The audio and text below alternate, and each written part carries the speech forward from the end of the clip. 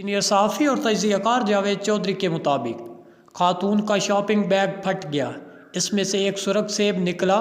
خاتون نے بیگ فوراً سنبھال لیا۔ میرا موٹر سائیکل اس موٹر سائیکل کے پیچھے تھا۔ وہ غالباً میاں بیوی تھی اور سیب خرید کر گھر جا رہے تھے۔ خاوند موٹر سائیکل چلا رہا تھا جبکہ بیوی گود میں سیبوں کا بیگ رکھ کر بیٹھی تھی۔ بیگ پھٹ گیا اور اس میں سے ایک سیب نکل کر سڑک پر گرا۔ سڑک پر رش تھا، درجنوں گاڑیاں، موٹر سائیکل اور سائیکل گزر رہے تھے۔ مجھے محسوس ہوا سیب کسی نہ کسی ٹائر کی زد میں آ کر چورا ہو جائے گا، مگر سیب ہر گاڑی ہر ٹائر سے بچتا ہوا تیزی سے آگے بڑھا اور آگے جاتے ہوئے سڑک کے کنارے پہنچ گیا۔ کنارے پر پلی تھی اور پلی پر ایک بھکاری بیٹھا تھا۔ سیب لڑکتا ہوا بھکاری کے قریب آیا اور گیند کی طرح اچھل کر اس کی رینج میں آ گیا۔ بھکاری نے سیب اچکا، اپنی میلی اور گندی قمیض کے ساتھ رگڑ کر صاف کیا۔ وہ سیب کو کچر کچر کھانے لگا اور آسمان کی طرف دیکھ کر مسکرا بھی رہا تھا۔ میں نے موٹر سائیکل روک لی، اسے سلام کیا، اس سے پوچھا یہ سیب تم تک کیسے پہنچ گیا؟ بھکاری نے کہکا لگایا اور بولا، میں نے ابھی اللہ سے شکوہ کیا تھا، یا باری تعالیٰ تیرے بندے کو سیب کھائے ہوئے مدت ہو گئی ہے، اگر تم مہربانی کر دو تو میں بھی جاتے موسم کا سیب چکھ لوں۔ اور پھر پتہ نہیں کہاں سے یہ سیب آیا اور اچھل کر میرے ہاتھ تک پہنچ گیا۔ بھکاری اس کے بعد شکر ادا کرنے لگا۔ میری آنکھوں میں آنسو آ گئے۔ میں نے بھکاری سے ہاتھ ملایا اور آگے روانہ ہو گیا۔ میری آنکھیں کھولنے کے لیے یہ واقعہ کافی تھا۔ مجھے یہ واقعہ چند دن قبل کسی دوست نے سنایا۔ یہ ایک عام معمولی سا واقعہ تھا۔ میرے ایک دوست صدقے اور خیرات کے معاملے میں بڑا کھلا دل رکھتے ہیں۔ یہ روزانہ صدقہ بھی کرتے ہیں اور خیرات بھی دیتے ہیں۔ میں نے ان سے ایک دن وجہ پوچھی تو ان کا جواب تھا، میں بچپن سے انتہائی کنجوس تھا، میں کسی کو پانی کا گلاس تک پلانے کے لیے راضی نہیں ہوتا تھا۔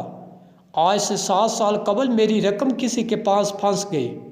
میں نے دفتر میں بیٹھے بیٹھے سوچا اگر مجھے یہ رقم مل گئی میں اس میں سے 10% اللہ کی راہ میں دے دوں گا۔ مجھے اگلے ہی دن رقم مل گئی۔ میں کنجوس تھا، لہٰذا میں وعدے سے پھرنے لگا، لیکن پھر ایک عجیب واقعہ پیش آیا۔ میرا کلرک میرے پاس آیا اور اس نے کہا، سر میں نے اپنی بیٹی کی یونیورسٹی کی فیس ادا کرنی ہے، آپ مجھے ایڈوانس دے دیں، بعد ازاں یہ رقم تھوڑی تھوڑی کر کے میری تنخواہ سے کاٹ لیجئے گا۔ میں نے برا سا منہ بنا کر اس سے پوچھا تمہیں کتنی رقم چاہیے؟ اس نے جیب سے فیس چالان نکال کر میرے سامنے رکھ دیا۔ اس پر 52,403 روپے لکھے تھے اور یہ رقم بالکل اتنی تھی جتنی میں نے صدقہ کرنی تھی۔ میں نے اسے پیغام ربانی سمجھا اور فوری طور پر اسے ادائیگی کر دی۔ میں نے اگلی مرتبہ 20,000 روپے میز پر رکھے اور کسی ضرورت مند کا انتظار کرنے لگا۔ میرے پاس ایک دن ایک لڑکی آئی، اسے اپنی والدہ کی دوا کے لیے 20,000 روپے چاہیے تھے۔ میں نے نوٹ اسے تھما دیا اور اس کے بعد میں روزانہ جتنے پیسے سوچتا ہوں میرے پاس اتنا ہی ضرورت مند آ جاتا ہے۔ سو چل اللہ دے رہا ہے، میں اس کے دیے ہوئے میں سے دیتا چلا جا رہا ہوں۔ میرے ایک پرانے دوست ہیں حکیم بابر، یہ لاٹری اور پرائز بانڈ کے ایکسپرٹ ہیں۔ ان کا ہمیشہ پرائز بانڈ اور لاٹری نکلتی ہے۔ میں نے ان سے ایک دن اس خوش نصیبی کی وجہ پوچھی، یہ ہنس کر بولے، میں پرائز بانڈ اور لاٹری کا ایک پیسہ اپنی ذات پر خرچ نہیں کرتا، میں یہ ساری رقم ضرورت مندوں میں بانٹ دیتا ہوں۔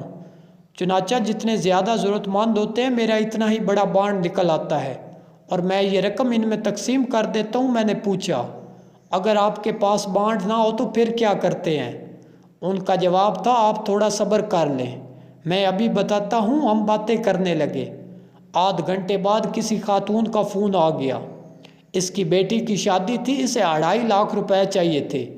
حکیم بابر نے خاتون سے کہا، آپ شام کو آ کر میرے مطب سے پیسے لے جائیے گا۔ میں نے حکیم بابر سے پوچھا، کیا آپ کے پاس 2.5 لاکھ روپے ہیں؟ یہ ہنس کر بولے، نہیں ہیں، لیکن اللہ نے اگر ضرورت مند بھیجا ہے تو یہ اب پیسے بھی بھیج دے گا۔ ہمارے بیٹھے بیٹھے حکیم بابر کو ان کے ملازم کا فون آیا۔ اس نے کہا، سر ہمیں کوئٹہ میں ایک بڑا آرڈر آ رہا ہے، یہ لوگ منہ مانگی قیمت پر فوری ڈیلیوری چاہتے ہیں۔ حکیم نے اوپر آسمان کی طرف دیکھا اور پھر سیلز مین سے کہا، تم ان سے 2.5 لاکھ روپے اضافی لے کر ڈیلیوری دے دو۔ حکیم بابر نے اس کے بعد میری طرف دیکھ کر کہا، کیوں پھر آپ کو بات سمجھ آ گئی؟ میں نے ہاں میں گردن ہلا دی۔ مجھے اس دن پتہ چلا وسائل کا دار و مدار طلب پر ہوتا ہے۔ انسان کی طلب جتنی سچی، اللہ تعالیٰ اتنے ہی وسائل پیدا کر دیتا ہے۔ آپ کو وہی ملتا ہے جو آپ قدرت سے مانگتے ہیں۔ مریض شفا مانگے گا تو اسے شفا مل جائے گی، غریب خوشحالی مانگے گا تو اسے خوشحالی مل جائے گی، علم کے طالب کو اس کی طلب علم کے سمندر تک لے جائے گی، کامیابی کی تڑپ انسان کو ناکامی کے گڑھے سے باہر لے جائے گی، سکون کی خواہش عام سے انسان کو مہاتما بدھ بنا دے گی، اور طاقت کی تمنا بہرحال انسان کی کمزوری پر غالب آ جائے گی۔ اللہ کا نظام انسان کی خواہش، اس کی طلب اور اس کی تڑپ سے ایکٹیو ہوتا ہے۔ آپ اللہ سے مانگتے جائیں اور پھر کوشش کرتے جائیں، قدرت کے دروازے بہرحال کھل جاتے ہیں۔ میری ٹیم نے چند دن قبل جنوبی کوریا میں موجود ایک صاحب کے ساتھ میرا پرسنل سیشن بک کیا۔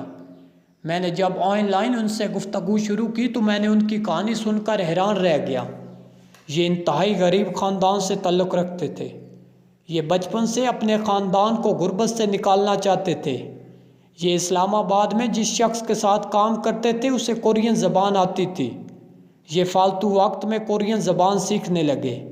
یہ جب پوری طرح رواں ہو گئے تو انہوں نے آن لائن ایک کورین کمپنی میں اپلائی کر دیا۔ ان کا انٹرویو ہوا، انہوں نے کورین زبان میں جواب دیے۔ یہ کامیاب ہو گئے، آج ان کا پورا خاندان غربت سے باہر آ چکا ہے۔ یہ اب امریکہ شفٹ ہونا چاہتے ہیں۔ میں نے ان سے پوچھا آپ جنوبی کوریا سے امریکہ کیسے جائیں گے؟ ان کا جواب تھا میں جیسے اکاڑا سے اسلام آباد اور اسلام آباد سے کوریا آیا اسی طرح امریکہ چلا جاؤں گا۔ میں نے پوچھا پھر بھی آخر فارمولہ کیا ہوگا؟ انہوں نے ہنس کر جواب دیا میں 3 سال سے اللہ سے امریکہ کی شہریت مانگ رہا ہوں، مجھے یقین ہے اللہ مجھے یہ بھی دے دے گا۔ میں نے ان سے اتفاق کیا کیونکہ میں بھی سینکڑوں مرتبہ تجربہ کر چکا ہوں۔ اللہ مانگنے والوں کو کبھی مایوس نہیں کرتا۔ اللہ کے دربار میں انکار ہے ہی نہیں، بس طلب سچی اور تڑپ کھری ہونی چاہیے۔ میں آج کل قرآن مجید کا ترجمہ پڑھ رہا ہوں، لہٰذا یہ سیدھا میرے دل میں جا لگا۔ اللہ تعالیٰ پورے قرآن مجید میں اپنے احسانات، معجزوں اور رحمتوں کا ذکر کرتا ہے۔ وہ بار بار کہتا ہے تمہارا رب صرف میں ہوں، اور جب تک میں نہ چاہوں دنیا میں کوئی کسی کو کچھ دے سکتا ہے اور نہ چھین سکتا ہے۔ بس تم میرا شکر ادا کیا کرو، اپنی غلطیوں اور نادانیوں پر توبہ کرتے رہا کرو۔ میں جو قرآن پڑھتا جا رہا ہوں میری آنکھیں کھلتی جا رہی ہیں۔ یہ روشنی، یہ رغبت اور یہ ہدایت بھی صرف اور صرف اسی کی عنایت ہے۔ یہ بھی صرف اسی کا کرم ہے اور اسی کا رحم ہے۔ اللہ نے قرآن مجید میں 2 بار فرمایا نصیحت کو صرف عقل والے قبول کرتے ہیں، کیا شاندار اور لازوال فرمان ہے۔ بے شک عقل اور نعمت اللہ کی بہت بڑی عنایت ہے، ہم اس کی مرضی اور اجازت بغیر اس کا نام تک نہیں لے سکتے۔ میں نے بہرحال اس حالت میں یہ واقعہ سنا اور میری آنکھوں میں آنسو آ گئے۔ اللہ تعالیٰ کسی طرح چھوٹے چھوٹے واقعات سے اپنے ہونے کا ثبوت دیتا ہے۔